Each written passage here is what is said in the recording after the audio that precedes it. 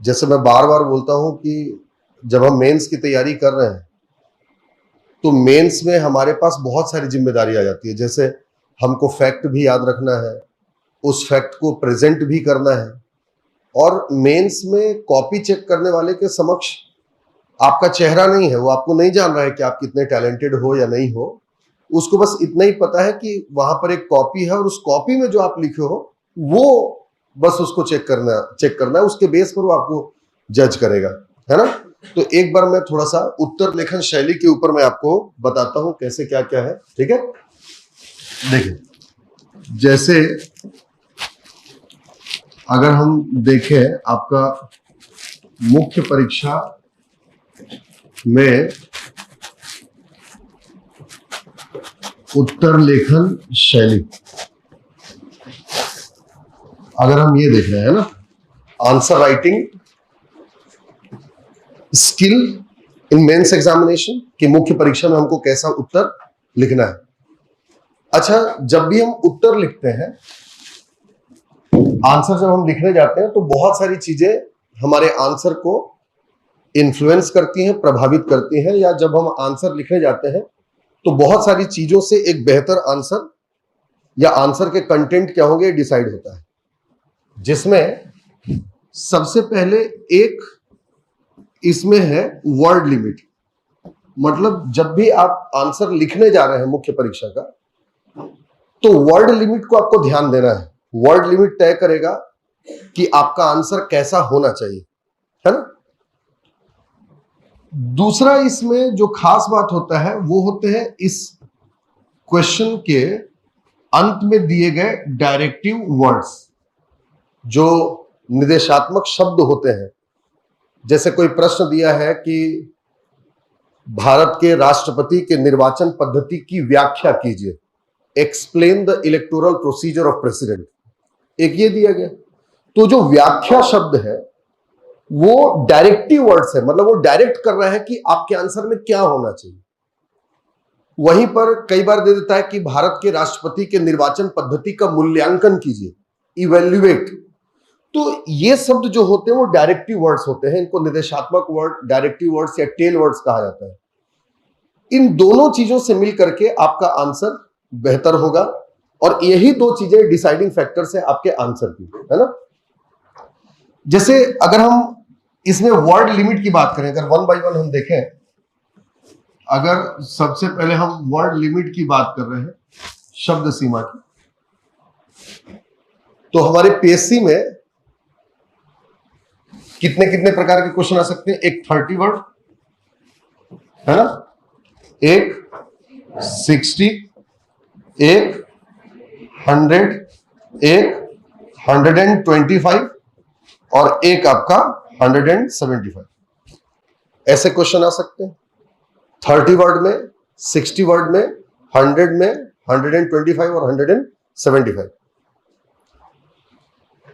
जैसे अगर 30 वर्ड के क्वेश्चन को अप्रोच करना है कि 30 वर्ड के क्वेश्चन को हमको कैसे लिखना है, तो यहां पर बेसिक यही है कि आपको 30 वर्ड के क्वेश्चन में 4 फैक्ट लिखना है, 4 तथ्य होना चाहिए। कई बार हम क्या करते हैं कि जैसा हम शुरू किए किसी भी एक टॉपिक को, जैसे राष्ट्रपति के बारे में लिखने के लिए कह दिया कि भारत के राष्ट्रपति के बारे में लिखिए, ऐसा कह दे, या राष्ट्रपति के संदर्भ में राष्ट्रपति की विशेषताएं लिखे, तो खैर विशेषताएं बोल दिया तो पॉइंट में हमको समझ में आ जाएगा।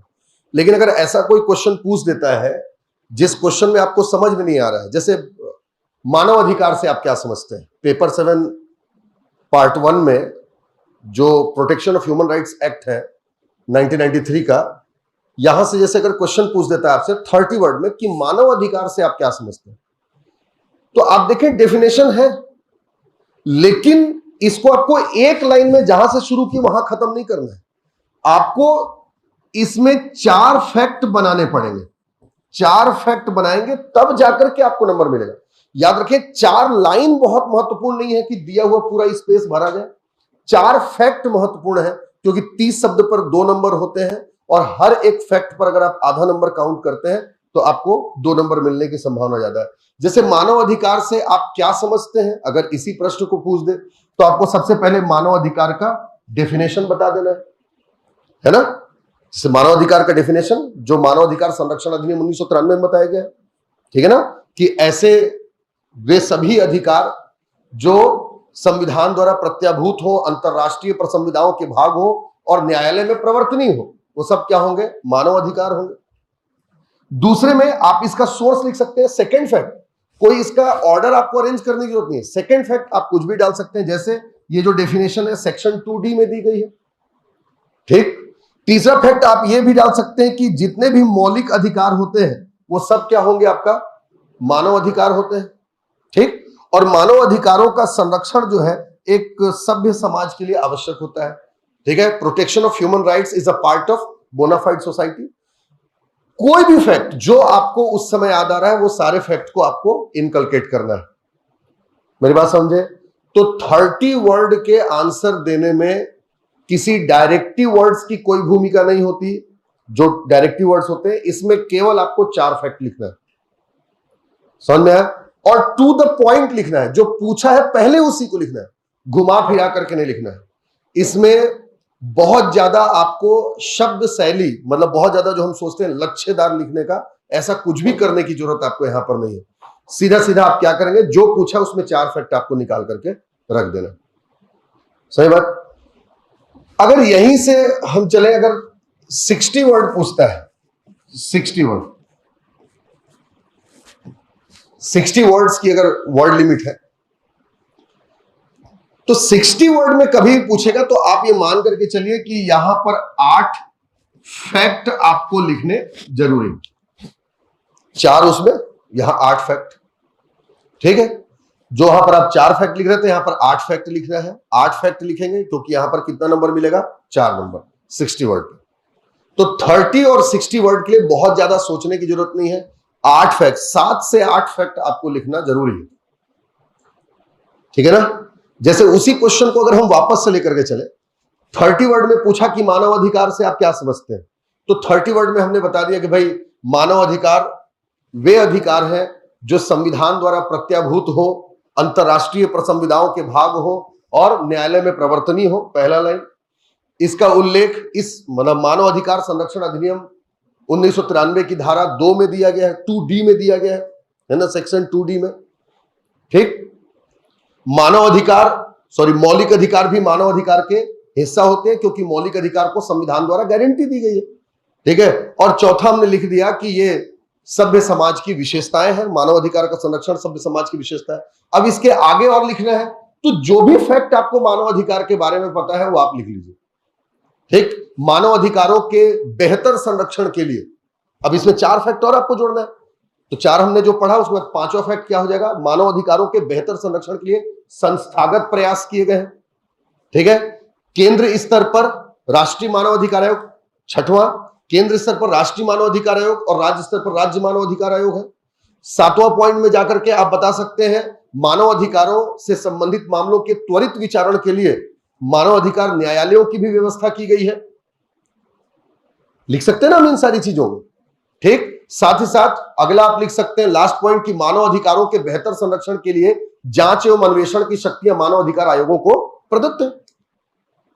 मतलब आपको बस फैक्ट्स को गिनाना है वहां पर और कोशिश करना है कि हम पॉइंट वाइज लिखें 30 और 60 वर्ड को, तो वो ज्यादा बेटर होगा, समझ में मेरी बात। अब यहां से अगर हम 100 वर्ड में जाते हैं, 100 वर्ड में, तो 100 वर्ड में जाने के बाद जैसे अब 100 को आप इस तरीके से समझ ले, 30 का 3 पैराग्राफ हो गए, 30 के 3 पैराग्राफ हो गए, है ना। तो जैसे 30 सब 100 हो जाएंगे, मतलब 33 पकड़ लो अगर अपन राउंड अप, तो क्या हो जाएंगे, 100 हो जाएंगे। तो जैसे इसमें हमने फैक्ट दिया, उस फैक्ट को अगर कुछ नहीं समझ में आ रहा तो यहां पर क्या कर दिए, एक्सप्लेन कर दिए उसको अपन, ठीक है। और अगर 100 बोल दिया है तो बस जो भी टॉपिक पूछा है उसका आप उसमें बैकग्राउंड जोड़ दिए, पृष्ठभूमि, वो आया कैसे, उसका रीजन, बस रिवर्स ऑर्डर हो जाएगा, रिवर्स में करें इसको, बैकग्राउंड को आप पहले रख देंगे, फैक्ट और उसके बाद एक्सप्लेनेशन नीचे आता है। समझ में आई मेरी बात? जैसे अभी ही यही क्वेश्चन को मानव अधिकार से आप क्या समझते हैं, 30 में हमने 4 फैक्ट देखा, 60 में हमने उसके 7 से 8 फैक्ट देखे। अब अगर इसी को 100 में पूछ दे तो एक पैराग्राफ 4 लाइन का हमको और जोड़ देना है, लेकिन वो सबसे ऊपर जुड़ेगा, वो बैकग्राउंड होगा, पृष्ठभूमि होगी। जैसे पृष्ठभूमि मतलब मानव अधिकार कैसे आया, जो मानव अधिकारों की संकल्पना कहां से आई। तो आप बता सकते हैं कि शुरुआत आप करेंगे कि संयुक्त राष्ट्र संघ के चार्टर की धारा 66 में मानव अधिकारों के संदर्भ में एक आयोग की स्थापना करने का उल्लेख किया गया था। वर्ष 1948 में संयुक्त राष्ट्र संघ द्वारा मानव अधिकार आयोग की स्थापना की गई, जिसे यूएनएचआरसी कहते हैं। तीसरा पॉइंट, वर्ष 1948 में मानव अधिकारों का संरक्षण करने के लिए तत्कालीन और अंतर्राष्ट्रीय मानव अधिकार आयोग की पहली अध्यक्षा लियोनार्डो रूजवेल्ट ने सबसे पहले मानव अधिकारों की एक विस्तृत सूची बनाई, जिसे मानव अधिकारों का घोषणा पत्र कहते हैं, जिसके माध्यम से संयुक्त राष्ट्र संघ के सभी देशों को निर्देशित किया गया है कि वो अपने अपने देश में मानव अधिकारों का संरक्षण करें।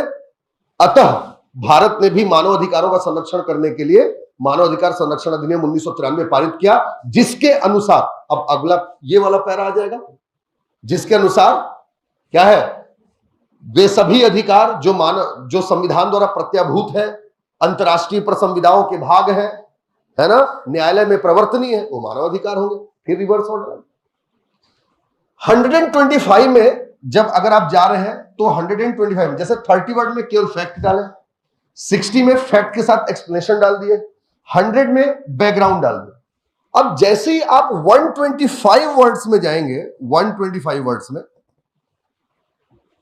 125 शब्द में जैसे ये बन जाते हैं, तो आपको याद रखना कि 125 शब्द मतलब एक पैराग्राफ अब उसमें और जुड़ जाएगा, और वो पैराग्राफ होगा, मतलब एक पैराग्राफ और जोड़ लीजिए आप इसमें, लगभग 30 शब्दों का, एक 30 वर्ड का एक पैराग्राफ और जोड़ लीजिए आप।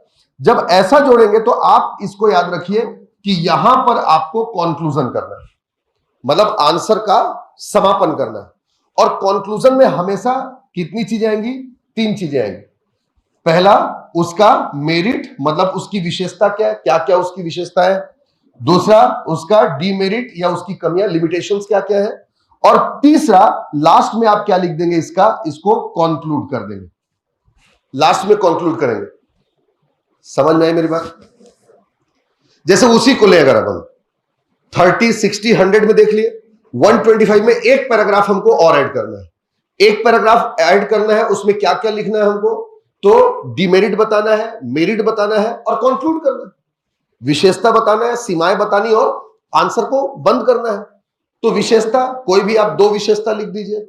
ठीक, पहली बात, यह इस अधिनियम के माध्यम से मानव अधिकारों का बेहतर संरक्षण हो सका है, मानव अधिकार के उल्लंघन के मामलों में लगातार कमी आई है। 2 विशेषताएं हो गई, ठीक है। परंतु अब भी इस अधिनियम का या मानव अधिकारों के प्रति जो संरक्षण है, उसके प्रति जागरूकता का अभाव है, कमी हो गई। हर कोई मानव अधिकार के प्रति जागरूक नहीं है। कंक्लूड करना है तो कंक्लूजन हमेशा फ्यूचरिस्टिक ओपिनियन के साथ किया जाता है। जैसे आप कंक्लूड करेंगे इसमें और आप बताएंगे कि मानव अधिकारों के प्रति या इस अधिनियम को सफल बनाने के लिए जन जागरूकता लाना आवश्यक है। इसके लिए स्कूली पाठ्यक्रमों में मानव अधिकार को शामिल किया जाना है ना, सम्मेलन संगोष्ठी आयोजित किया जाना है ना, विभिन्न पत्रिकाओं का प्रकाशन किया जाना, जिससे जनता में इसके प्रति जागरूकता आएगी और यह अधिनियम यह पूर्ण रूप से अपने लक्ष्यों को प्राप्त कर पाने में सफल हो सकेगा। ये 125 में समझ में आए मेरी बात? और अगर यहीं से हम अगर 175 में चले जाते हैं, 175 वर्ड में, तो ये हमारे एग्जामिनेशन में सबसे बड़ी वर्ड लिमिट है, मतलब इससे ये सबसे लॉन्गेस्ट क्वेश्चन है। तो 175 में अगर वर्ड लिमिट में आता है तो आप अपने आंसर को लिखने के लिए आंसर को स्ट्रक्चराइज करें, 3 हिस्सों में तोड़ दें। सबसे पहला हिस्सा होगा इंट्रो का, ठीक, और लास्ट होगा आपका कंक्लूजन का। पहला इंट्रो, लास्ट क्या होगा, कंक्लूजन, मतलब इसमें निष्कर्ष, और बीच वाला हिस्सा हो जाएगा इसका बॉडी। ठीक है। अच्छा, जब इंट्रोडक्शन हम लिख रहे हैं, आप हमेशा याद रखिएगा कि इंट्रोडक्शन और कंक्लूजन कितने वर्ड लिमिट में, टोटल वर्ड लिमिट आपकी 175 है, तो कितने वर्ड लिमिट में आपको इंट्रो लिखना चाहिए, कितने वर्ड लिमिट में आपको कंक्लूजन लिखना चाहिए। तो हमेशा याद रखेंगे कि आइडियल है कि टोटल वर्ड लिमिट का 10% इंट्रोडक्शन और 10% कंक्लूजन होगा। 175 का अगर 10% अपन देख रहे हैं तो कितना हो जाएगा? इसका मतलब यह है कि लगभग 20 शब्द आ रहा है।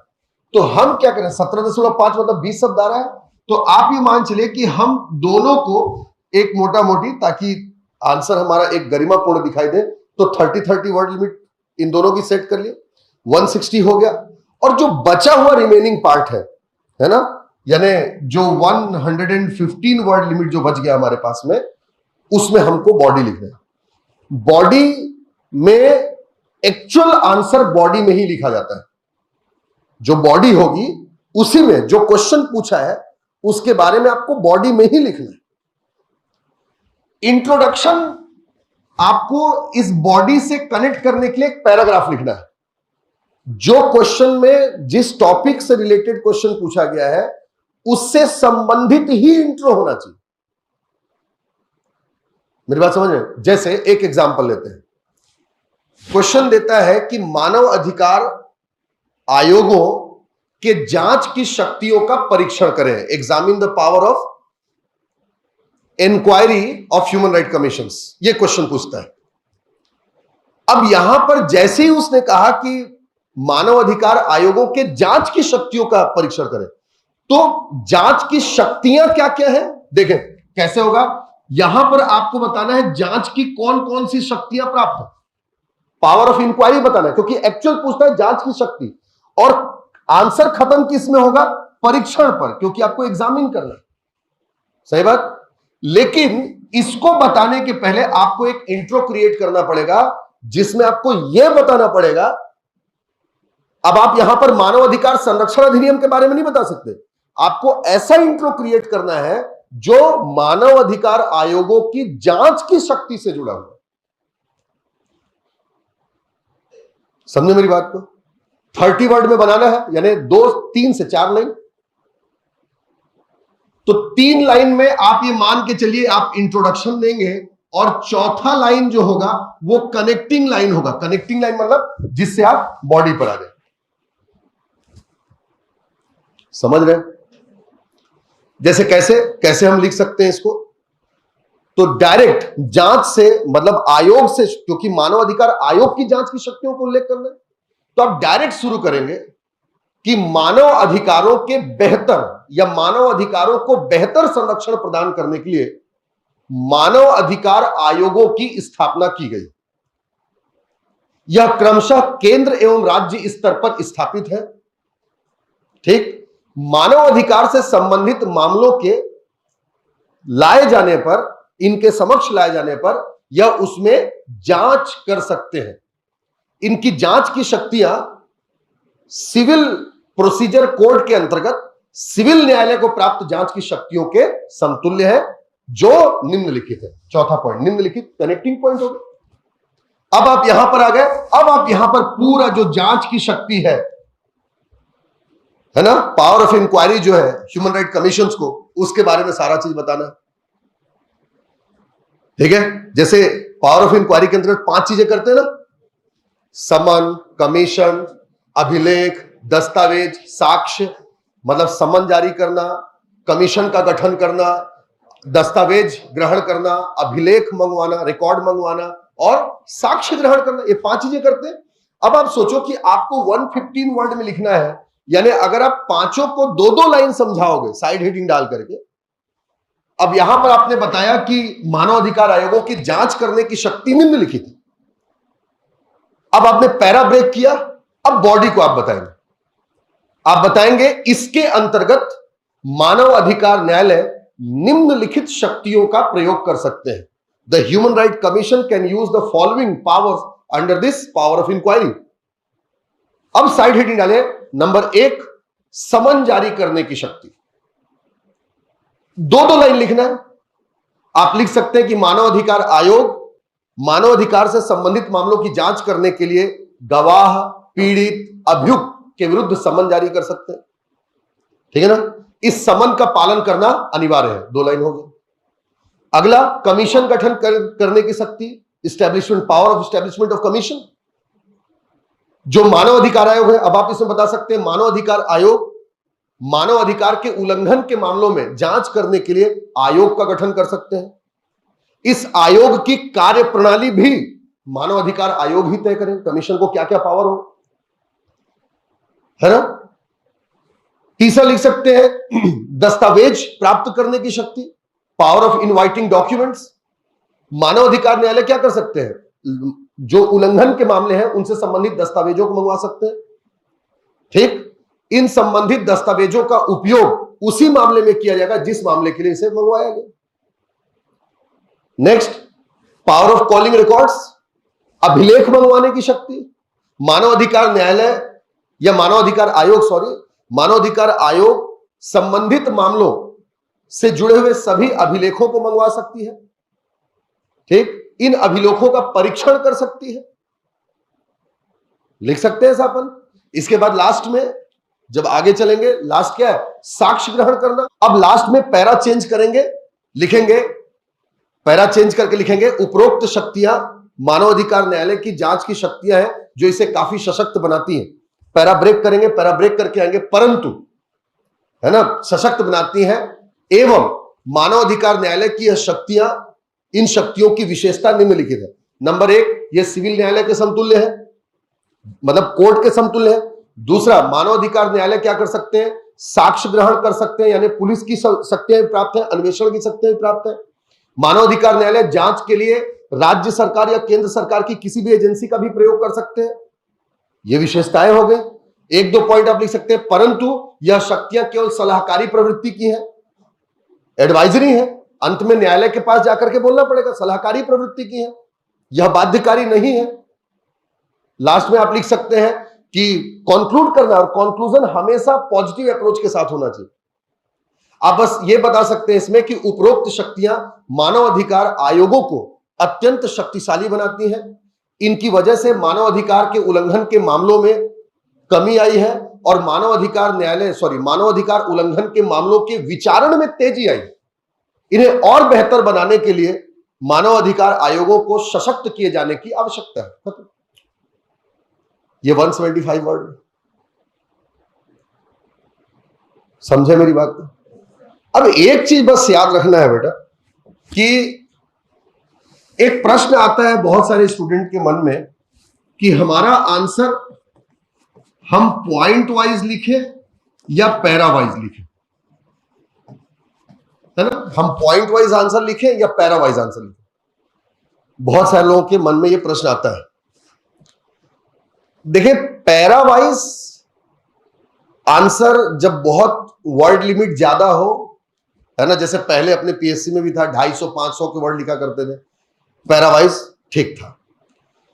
पैरावाइज उनको लिखना चाहिए जिनकी लेखन शैली बहुत बेहतरीन हो, मतलब हर पिछला पैराग्राफ, मतलब हर अगला पैराग्राफ जो है उसका पिछला पैराग्राफ उसका कारण हो और अगला पैराग्राफ उसका परिणाम हो। जब आप इतना मेंटेन करके चल पाएंगे तब तो पैरावाइज लिखना बहुत सही है, नहीं तो पॉइंट वाइज लिखना ज्यादा कारगर है। तो इसलिए कोशिश करें पॉइंट वाइज लिखने का। लेकिन कई बार ऐसा होता है कि पॉइंट वाइज लिखने के लिए बोले तो हर क्वेश्चन को ही पॉइंट वाइज लिख दे रहे हैं, मतलब जैसे इंट्रोडक्शन को भी पॉइंट वाइज लिख दे रहे हैं। याद रखें, अगर किसी भी टॉपिक में, किसी भी क्वेश्चन के आंसर में अगर इंट्रोडक्शन बना रहे हैं तो वो हमेशा पैरा में होगा, उसकी बॉडी पॉइंट में होगी, सही बात, और कंक्लूजन फिर से पैरा में होगा। इस चीज को हमेशा याद रखना। इसके अलावा कुछ खास प्रश्न जिसमें डायरेक्टिव वर्ड्स इस तरीके से हो, जैसे बिंदुवार ब्यौरा दीजिए, give the details point wise, है ना, बिंदुवार ब्यौरा दीजिए, या विशेषता लिखिए, है ना, या कमियां लिखिए, समझ रहे हैं? बिंदुवार पॉइंट वाइज, विशेषता राइट द फीचर्स, कमियां राइट द लिमिटेशंस, है ना, कार्य लिखिए, राइट द फंक्शंस, है ना। अगर ये सारी चीजें हैं पॉइंट वाइज आंसर लिखने के लिए, किसी की विशेषता पूछता है, किसी की कमियां या सीमाएं पूछता है, लिमिटेशंस, किसी के कार्य पूछता है, तो वो हमेशा पॉइंट वाइज होना चाहिए। इसके बाद बाकी जैसे भी कोई क्वेश्चन होता है तो उसमें हम पैरा भी लिख सकते हैं, पॉइंट भी लिख सकते हैं। मैंने आपको बताया कि जैसे 30 वर्ड के हमारे क्वेश्चंस हैं, उनका आंसर हमको पॉइंट में ही करना चाहिए। 60 वर्ड है, पॉइंट में ही करना चाहिए। और 100 में डिमांड के अकॉर्डिंग, क्योंकि हम एक इंट्रोडक्शन बना रहे हैं, उसमें बैकग्राउंड पैरा में हो जाएगा और बाकी चीजें किस में हो जाएंगी, आपका पॉइंट में। समझ में आया? समझे? और एक और चीज आता है, जैसे हमने कहा कि दो चीजें प्रभावित करती हैं। एक आपका जो डायरेक्टिव वर्ड्स है ये प्रभावित करते हैं, है ना। तो कुछ डायरेक्टिव वर्ड्स, अच्छा ये डायरेक्टिव वर्ड्स प्रभावित कहां पर करेंगे, जो आप कंक्लूजन, जब आप आंसर को क्लोज कर रहे हैं वहां पर इसकी जरूरत पड़ती है। समझ रहे हैं? इंट्रो और बॉडी लिखने में इसकी जरूरत नहीं पड़ेगी। जब आप आंसर को क्लोज करेंगे तो अकॉर्डिंग टू डायरेक्टिव वर्ड्स आपको क्लोज करना पड़ेगा। जैसे डायरेक्टिव वर्ड, जैसे मान लीजिए लिखता है कि ब्यौरा दीजिए, ठीक है, या उल्लेख कीजिए या विवरण दीजिए, इसको इंग्लिश में हम कहेंगे डिस्क्रिप्शन, गिव डिस्क्रिप्शन, डिस्क्राइब, है ना। इनके लिए इंग्लिश में शब्द आ जाएगा आपका डिस्क्रिप्शन, ठीक, डिस्क्राइब, ये इस तरीके के वर्ड यूज हो। अगर क्वेश्चन में ऐसे वर्ड लिखे हुए हैं जिसमें डिस्क्रिप्शन या डिस्क्राइब करने के लिए कहा गया है, तो आपको कुछ नहीं करना है, जो आपने पढ़ा है एज इट इज आपको लिख देना है। कोई कंक्लूजन वगैरह इसमें नहीं आएगा। जो टॉपिक है आपको एज इट इज लिख देना है, कंक्लूजन इसमें नहीं आएगा। विवरण देना, और विवरण कभी भी किसी भी चीज का देना होता है तो पॉइंट वाइज दिया जाता है। तो डिस्क्रिप्शन पूछे, उल्लेख करने पूछे, विवरण देने पूछे, तो आपको किस में लिखना है, उसको पॉइंट वाइज, और इसमें कंक्लूजन नहीं होगा, जैसा पूछा है वैसा आपको लिख देना है बस उसमें। इसके बाद से जैसे कुछ एक प्रश्न बोलता है कि व्याख्या कीजिए, है ना, एक्सप्लेन, समझाइए, ठीक है, अंडरस्टैंड। तो जब भी अगर ऐसा पूछता है कि मतलब क्वेश्चन कहता है कि फलाने चीज की व्याख्या कीजिए, समझाइए, तो आप याद रखिए व्याख्या कीजिए, समझाइए मतलब जो भी आपका टॉपिक है क्वेश्चन में, उसको आप विथ एन एग्जाम्पल समझाएं। जब भी आप किसी को उदाहरण सहित समझाएंगे तो वो क्या होगा, आपका व्याख्या हो जाएगा, उसका एक्सप्लेनेशन हो जाएगा। जैसे एक एग्जाम्पल लेते हैं, जैसे बोलता है मानव अधिकार क्या है, तो हमने बता दिया कि मानव अधिकार क्या है, तो वे सभी अधिकार जो संविधान द्वारा प्रत्याभूत हो, अंतरराष्ट्रीय प्रसंविधाओं के भाग हो, न्यायालय द्वारा प्रवर्तनीय हो, वो सब किस में आएंगे, आपका मानव अधिकार। ये विवरण हो गया, डिस्क्रिप्शन। लेकिन मानव अधिकार की व्याख्या कीजिए बोले, तो हमने ये तो बताया कि वे सभी अधिकार जो संविधान द्वारा प्रत्याभूत हो, अंतरराष्ट्रीय प्रसंविधाओं के भाग हो, न्यायालय में प्रवर्तनीय हो, मानव अधिकार है। लेकिन जब हमने एग्जाम्पल दिया कि भारत के संविधान में वर्णित मौलिक अधिकार मानव अधिकार, समझ रहे हैं, यूनाइटेड नेशंस या जो संयुक्त राष्ट्र संघ है उसके द्वारा विभिन्न समझौते के अंतर्गत मानव के लिए जो अधिकार बताए गए, जैसे बंदियों के जो अधिकार बताए गए, युद्ध बंदी जो होते हैं, प्रिजनर ऑफ वॉर्स, उनके लिए जेनेवा कन्वेंशन में जो अधिकार बताया गया, ये सब क्या है, मानव अधिकार के उदाहरण है। तो जैसे आपने उदाहरण दिया तो आपने व्याख्या कर दिया, बिना उदाहरण के आपने फैक्ट बताया, डिस्क्रिप्शन दे दिया। समझ रहे बात? समझे? इसके बाद देखें, जैसे एक यूज होता है मूल्यांकन करें, इवेल्युएट, है ना, मूल्यांकन करना। तो आप देखें कि मूल्यांकन का मतलब क्या है। जैसे आप एग्जाम की तैयारी करते हैं स्कूल कॉलेज में, तैयारी करने के बाद आपने साल भर कैसे पढ़ा, उसका लास्ट में मूल्यांकन होता है, और मूल्यांकन में बताया जाता है not only pass in first division, pass in second division with percentage, मतलब उसके मूल्य का अंकन करना कि वो सफल है तो कितना सफल है और वो असफल है तो कितना असफल है। सही बात। जैसे मानवाधिकार के संदर्भ में आपने बताया कि मानवाधिकार संरक्षण अधिनियम आने के पूर्व वर्ष 1993 तक जहां भारत में प्रति वर्ष लगभग 1 लाख से ज्यादा मानवाधिकार के उल्लंघन के मामले दर्ज होते थे, वहीं पर इस वर्ष मतलब अब मानवाधिकार के उल्लंघन के मामलों के जो दर्ज होने की जो संख्या है उसमें कमी आई है। वर्तमान में 10,000 मामले ही दर्ज होते हैं। तो आपने मूल्यांकन कर दिया। इस प्रकार यह अधिनियम मानव अधिकारों का संरक्षण करने में सफल रहा है और 90% तक सफल रहा। दिस इज कॉल्ड मूल्यांकन। समझे नहीं समझे? ये मूल्यांकन है उसका। ठीक। एक आता है आपका मूल्यांकन के साथ साथ एक आता है इन्वेस्टिगेट, अन्वेषण करना। याद है ना, एक शब्द आता है इसमें इन्वेस्टिगेट, जांच कीजिए। ठीक है ना, इन्वेस्टिगेट या विवेचना कीजिए, ज्यादा अच्छा शब्द इसमें यूज होगा अन्वेषण से विवेचना। इंग्लिश में इसके लिए वर्ड यूज होता है इन्वेस्टिगेट। तो अब आपके आंसर के क्या कंटेंट होने चाहिए? आप देखें, इन्वेस्टिगेशन पुलिस करती है और इन्वेस्टिगेशन का मतलब क्या होता है? कलेक्शन ऑफ एविडेंसेस, साक्ष्यों को इकट्ठा करना। ठीक। इसका मतलब यह है कि जब भी विवेचना करने के लिए कहा गया है, इसका मतलब यह है कि जो टॉपिक है उसके सपोर्ट में आपको आर्ग्यूमेंट्स देने, मतलब तथ्य देने इकट्ठा करके।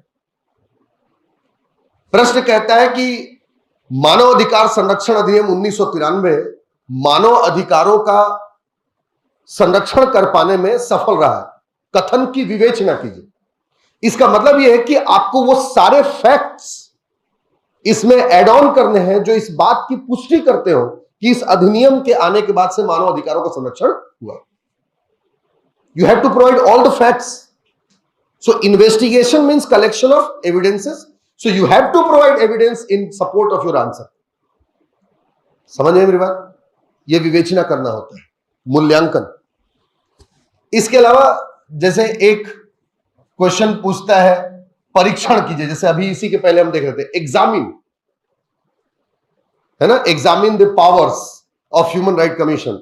मानवाधिकार आयोगों के जांच का परीक्षण कीजिए, जांच की शक्तियों का परीक्षण कीजिए। परीक्षण आप देखें, जो टेस्टिंग होती है, जैसे हम एग्जामिनेशन में जाते हैं तो वहां पर बताया था पास या फेल, मतलब आपने ब्लड रिपोर्ट दिया और वहां से आपको एग्जामिनेशन के बाद बताया गया कि हां आपको फलाना बीमारी है या नहीं। तो जब आप क्वेश्चन में एग्जामिन पूछा है, मतलब आपको क्लियर यह बताना है कि यह सफल है या नहीं। मानवाधिकार आयोगों की जांच की शक्तियों का परीक्षण कीजिए, तो जांच की शक्तियां बेहतर है या नहीं, इतना बताना। कितनी बेहतर है या कितनी बेहतर नहीं है, जब आप ये बता रहे, जब उसमें आप डिग्री को दे रहे हैं तो वो किस में चला जाएगा? यहां चला जाएगा, मूल्यांकन कीजिए। समझ में आई मेरी बात? इन सारी चीजों को थोड़ा सा ध्यान रखेंगे तो आंसर बहुत अच्छे से इंप्रूव हो सकता है बेटा। हमेशा मैं आप लोगों को कहता हूं कि जब भी आप आंसर लिख रहे हो तो जरूर उस आंसर के पहले आप एक स्ट्रक्चर जरूर बनाएं, प्रैक्टिस करने के लिए। मेन एग्जाम में आपको वहां स्ट्रक्चर नहीं बनाने की जरूरत है, लेकिन अभी प्रैक्टिस करने के लिए आपको स्ट्रक्चर बनाना बहुत जरूरी है। ठीक है, आया समझ में? तो इस पर विचार करके बेटा इसको थोड़ा सा लिखने का प्रयास करना। ठीक है, इसके बेस पर आप आंसर राइट करने की कोशिश करना, और इसके बाद भी अगर नहीं बनता है तो बताना मुझे। आज आपको मॉडल आंसर मिल जाएगा उसमें। ठीक है, ठीक है, समझ में आया? टेल वर्ड्स या डायरेक्टिव वर्ड्स का यूज कहां है, क्या आंसर हमको लिखना चाहिए, वर्ड लिमिट की भूमिका कितनी है। और एक बात याद रखें बेटा, बहुत सारे लोगों को ऐसा लगता है कि हमारी राइटिंग बहुत खराब है और हमारी राइटिंग बहुत अच्छी है। नो डाउट, अगर किसी की राइटिंग बहुत अच्छी है तो उसमें एडवांटेज तो है, लेकिन किसी की राइटिंग बहुत अगर ज्यादा अच्छी नहीं भी है तो अगर आप प्रॉपर पंक्चुएशन, मतलब जो कॉमा, पूर्ण विराम है, प्रॉपर डिस्टेंस मेंटेन करके, वर्ड लिमिट्स में एक प्रॉपर दूरी को मेंटेन करके अगर आप लिखते हैं तो ज्यादा बेहतर रहेगा। ठीक है,